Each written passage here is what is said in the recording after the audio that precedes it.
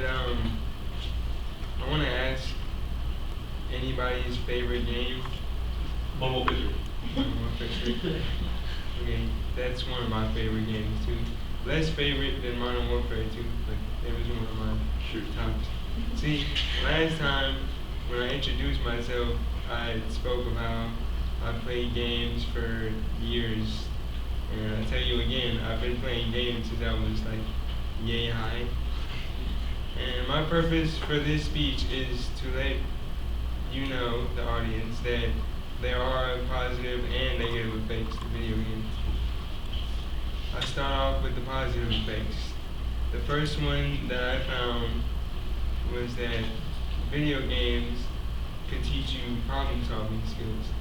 These are mostly the puzzle games that some people play on computers, more like the ones that you write in the books and things like that.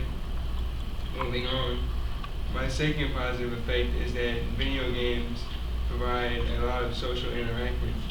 For those of you who play PlayStation 3 or Xbox 360, or even those who invite people to your houses and rooms to play games, you notice you do talk a lot to the people that are sitting next to you or that are playing the game with you. And which brings me to my third point, employment skills. Teamwork is one of the things that are involved. I got this from researching on CQ Researcher. If you use teamwork when you play video games, it improves your communication skills. And also, one of the interesting things I found was that the military people actually practice aiming by plugging up one of those arcade rifles to a Super Nintendo and practicing while playing the game. Well, we move to the negative effects. The first negative effect, which comes in every game manual, is a health issue. Mine came from the game Sleeping Dogs, which I'm sure many of you have not heard of. I may be wrong. But it talks about photosensitive seizures, which happens during rapid flashing sequences in the games, the lights.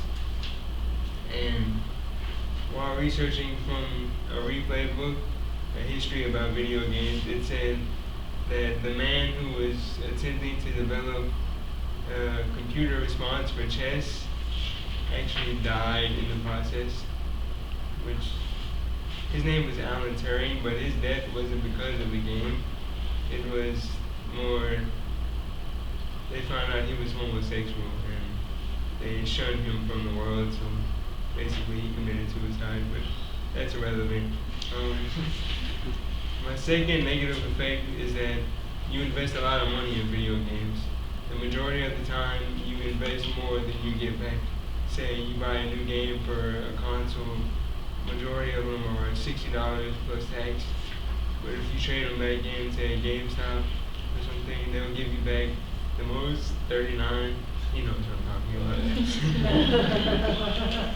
And my third negative effect is that video games can become an addiction.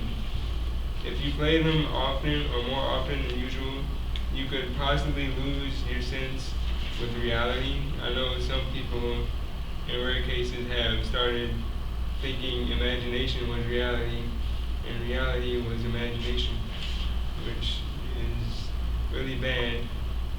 Plus, you can also fail financially because you're investing more money in video games than anything else.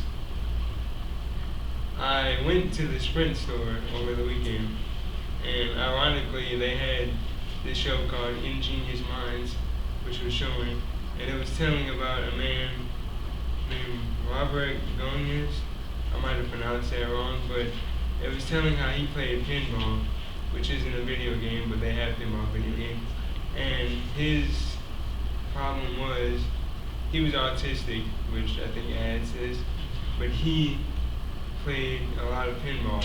And when he played pinball, he wouldn't talk to anyone, which proves that if you're addicted to games, you do become less socially active.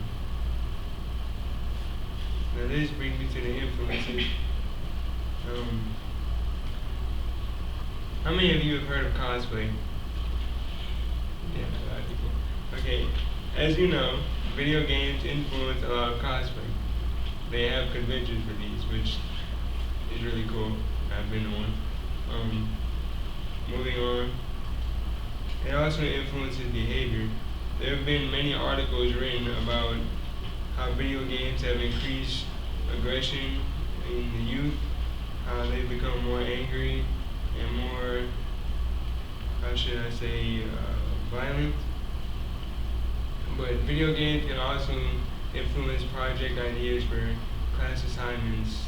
I've seen people use video game themes and plays and things like that, which brings me to my third influence point, which is careers. A lot of people at SCAD have been influenced to their careers because of video games. Me, I'm a video game designer major. There are a lot of animation students here because of video games, and sound design students. And also, movies have been influenced too. In conclusion, this speech only lists a few of those positive and negative effects. So the next time you play video games, I want you to take the time to consider these effects and make sure that you balance your playing time out and things like that to help risk. And my final question for you all is, are you ready to play?